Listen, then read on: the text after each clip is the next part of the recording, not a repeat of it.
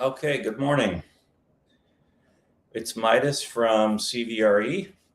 I wanted to take a couple of minutes this morning and kind of do a refresher on the mission of CVRE, where we've been since February when we launched and where we're going. If you aren't familiar with CVRE, CVRE is a token on the Pulse Chain blockchain. You can check us out on Dex Screener.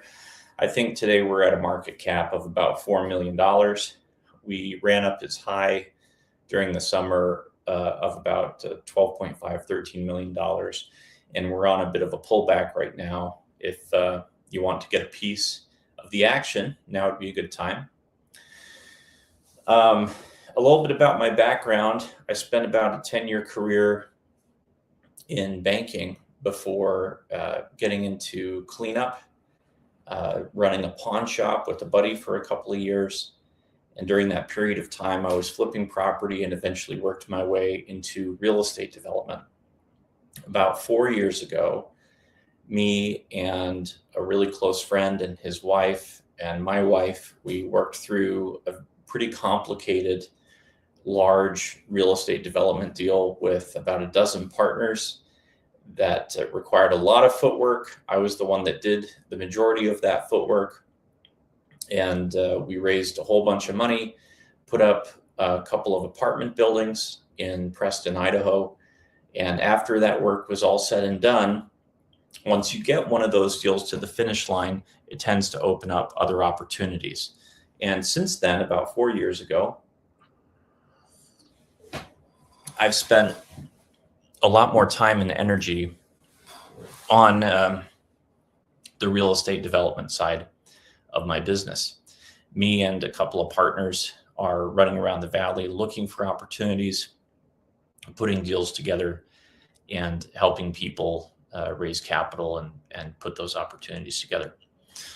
In crypto, what's happening in the world right now is there's a lot of talk about RWAs, or what people call real world assets. And the SEC is revamping the regulations and the rules around how people are going to implement tokenization in those assets. What tokenization is you take either a financial instrument, or in this case, a piece of real estate, whether it's a subdivision or an apartment building, and you break it down into as many parts as you want, and you turn it into tokens, and then you sell those tokens on the open market back to investors. And you might say, well, that sounds a lot like stocks. Why wouldn't you just do stocks? Why does it have to be crypto tokens? And I'll explain what the advantages are. The main reason why is because crypto can be traded 24/7, 365. It's currency agnostic, meaning it can be moved in any currency at any time from any corner of the world. It's time zone agnostic, and it's much more liquid than just about anything else on Earth. So when it's done in the crypto space, it allows an illiquid asset, whether that's metal like gold, real estate, a building, or stocks in the form of a company or other financial instrument. It allows them to move around the market more easily and be traded in between people more easily and more quickly and more efficiently. That's what gets people so excited about tokenization. In addition, what's happened up to this point in the financial history of the United States is we have had a whole bunch of separate systems around the world and around the country that have had to communicate about what they were doing. Banks had separate systems from the stock exchanges.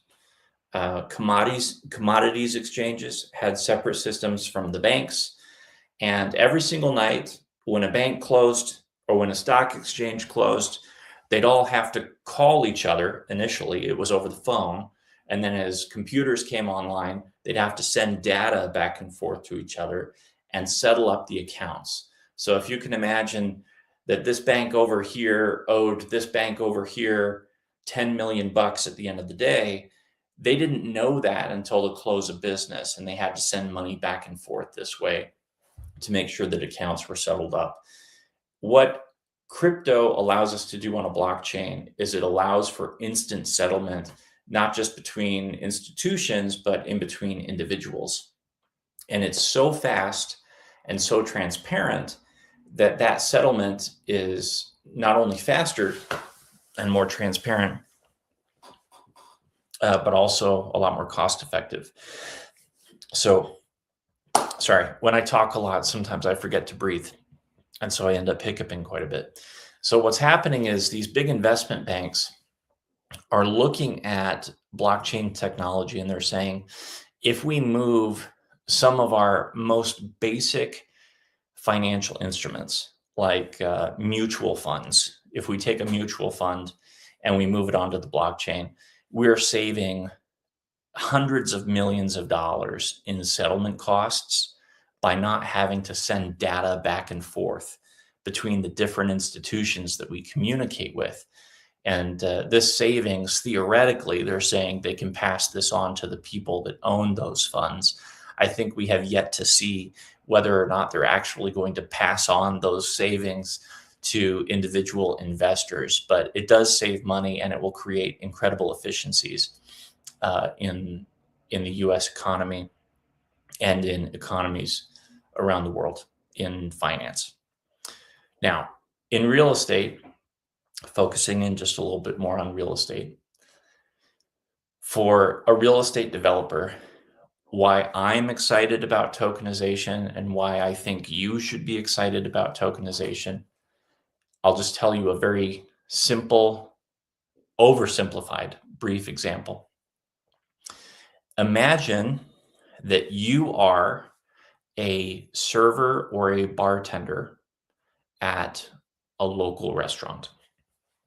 You make $50,000 a year, maybe $40,000 a year, and you rent in a building or in a home locally, whether that's in Cache Valley, where I live, or let's say in another city somewhere else.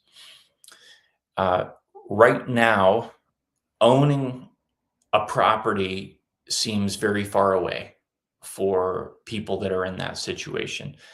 And yes, you will eventually grow your income over time. You will save over time. But the length of time that that group of people will have to save and the length of time that that people will have to work in order to reach home ownership is increasing. And that's just the nature of where we are in the macroeconomic cycle of where we have come from and where we are going. So what tokenization would allow us to do, what it would allow me to do as a developer, is if I had someone who had a piece of land, and let's say they came to me and said, Midas, Ben, we want you to use the value of our land to build an apartment building. And we want to be fairly compensated for the value of our land. We would like to make money for the value of our land, but we would like to include the value of our land in the real estate deal. Great. We're going to call the value of your land $600,000. We include that in the deal, and then we design the building and we start building a building, but we realize we need $10 million to build a building. Well, typically what I would have to do, or what any developer would have to do, is if we don't have that money ourselves, which is often the case for young rookie developers, which is what I would classify myself as in this industry, we would have to run around the city and shake a whole bunch of hands and sit down for 100 meetings and demonstrate credibility and demonstrate that we have carefully thought through a deal, which is a positive thing. You know, we want to make sure that what we have designed as a building and what we have designed as a project makes sense. But we have to have 100 to 150 individual meetings often in front of people who are reasonably affluent, who can afford to take 100,000 to $1 million worth of risk in order to help us build that building. And those are the people that we would want as partners. In fact, the people that we would want to get in front of first are the people that have the most money, what we would call accredited investors. And in fact, if we could find just one really affluent partner who could sponsor the whole thing, that would save someone like me a ton of time. The thing is that for me as a developer, if I go to someone who could do the entire project by signing one check, just like that, that person would also have a lot more negotiating power at the table against me, and would be able to negotiate away more of the profitability of the deal against me as a deal maker. So the incentives are not completely aligned, and you're constantly balancing the need to work with people that you trust and that trust you, and balance out these stakeholders, the landowner, my own interests, the interests of a large investor or a medium-sized investor, and who I approach and why, and how much money I accept from the outside into a particular real estate deal. Now imagine if we tokenized that project. Now, right now, with the Clarity Act being passed, perhaps before the end of the year, but most likely in January, we don't know what the new rules from the SEC are going to be. But it's very likely that they are going to loosen the requirements around who can participate in tokenization and how much money can be raised from what type of individual. Right now, there's an exclusion here in the United States called the investment club exclusion that allows you to have up to 100 wallets on one particular property deal. So I could have up to 100 separate individuals who I could go to raise money on a particular property. And, you know, in the case of, let's say, a $1 million raise or a $5 million raise, that does give me a lot of leeway if I can work with 100 separate individuals or 100 separate wallets. That might be sufficient. But in the case of a $100 million raise, that may not be enough participants and might limit the type of person that I could go to. So if the SEC here in the United States really loosened up who we could go to and opened it up to a wide group of people, maybe even opened it up to public solicitation, what that would allow us to do in terms of tokenization is I could take that project and I could carefully vet it, meaning I could make sure it was good as a developer. And instead of going to one very strong, very affluent partner who could take the entire deal and negotiate away all the value of that deal, I could put it out to you guys, token holders, the token holders of CVRE, my own community, people who knew me personally. And I could say, hey, we've got this property deal. If you would like, perhaps you should consider taking some USDC stablecoin, loading it into this smart contract. And I, as a developer, because I'm also a token holder of CVRE, I am willing to pay anyone who participates in this property deal. I'm willing to pay you 7% APY for the next 24 months. In addition, I will take any of the appreciation that occurs over the course of this deal, and I will roll it back into the people who helped me create this deal upon refinance or upon sale, whichever occurs over a 2-year period. And there's a variety of things that I could do to take the additional value and roll it back into the people who sponsor. Now, why would I do that? Well, I'm saving a ton of time as a developer. I'm saving a ton of cost. And in addition, I'm also a token holder of the same token. So I'm incentivized to create opportunity for the same community that is funding the deal that we are creating. And right now in the world, in real estate development, there's kind of some friction. There's competition between the developer who stands in the middle, people who are funding, landowners who are donating land. What if we could create more cohesion and more speed and save cost and reduce barriers to entry all at the same time?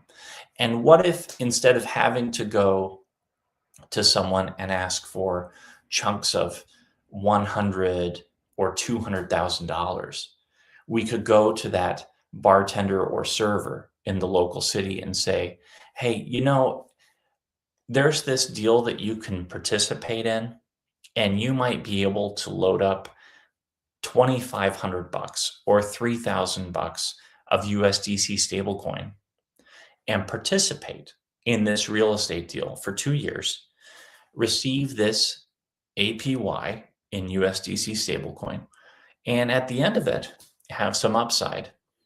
And if we had 100 people participate in that, that's a relatively significant chunk of money.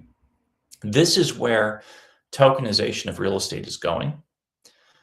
And this is happening likely within the next 3 to 6 months. Now, technology like this has existed for some time.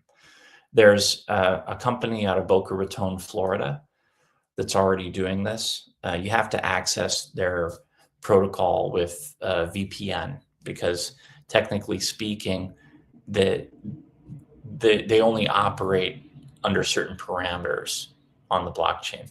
And there's companies overseas that are doing it. There's a company out of Singapore that's doing it. There's a company in Amsterdam that's doing it. But here in the United States, within the next 3 to 6 months, we could actually see regulation that would allow all of this to occur above board and allow a transition to occur where this could go from 0 to 100 miles an hour very, very quickly. And what we're developing at CVRE, the token on Pulse Chain, what we're doing is we are building out that tokenization platform that will allow that to happen. You'll be able to tokenize property on our platform, and we'll be ready for that transition when it happens. That's what I'm excited about, is that we are going to be ahead of the curve, and we will be able to edit what we are doing in real time with any rule changes or any changes in government regulation. I'm pumped, and I think a lot of other people should be too, because there's very few times where I have felt like I have seen something coming like 7 years ahead of time and had the resources and the time and the support to get in front of it. And me and a group of people have been able to do that. And so if you would like to participate in that, that's my invitation. I want to answer questions for you. I want to make sure I'm available to help you understand the trend that we are about to see become very, very mainstream in a very short amount of time.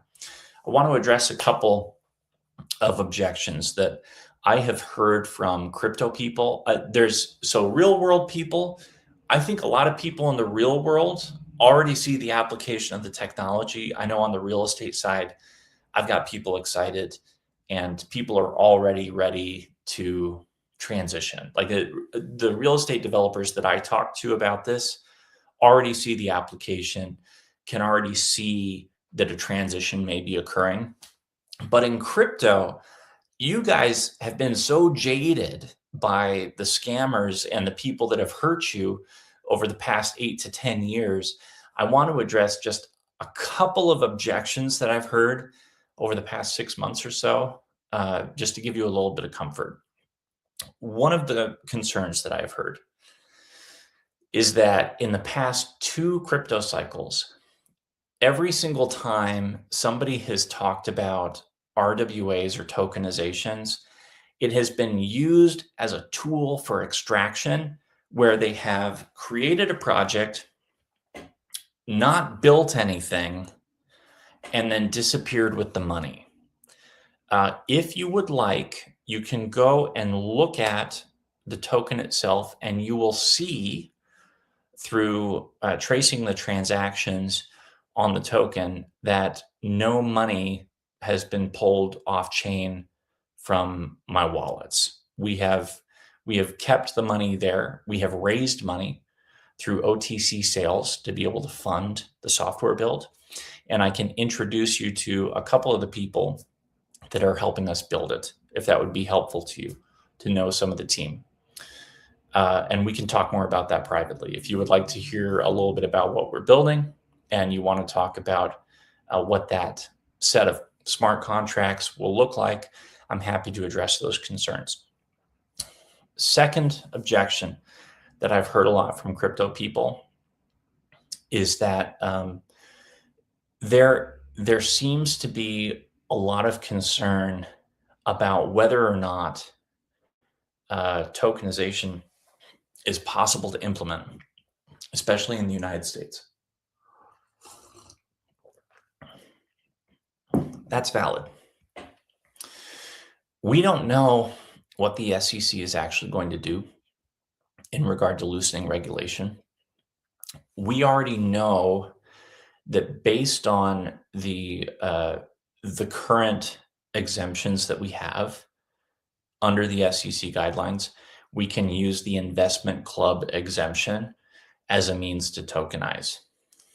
It does take time to create the proper documentation on a per property basis to do it legally.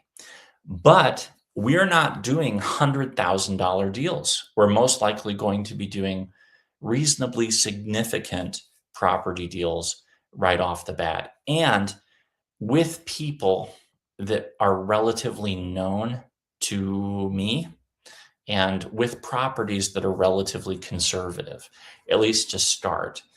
I intend to use myself as a lab rat to provide proof of concept right off the bat so that you, the crypto people, you can actually see how the tech works, and you can see that it does function the way we intend for it to function, and that there is a legitimate connection between the real estate that exists in the real world and crypto that is funding it. I think on the real world side, people know me on the real world side.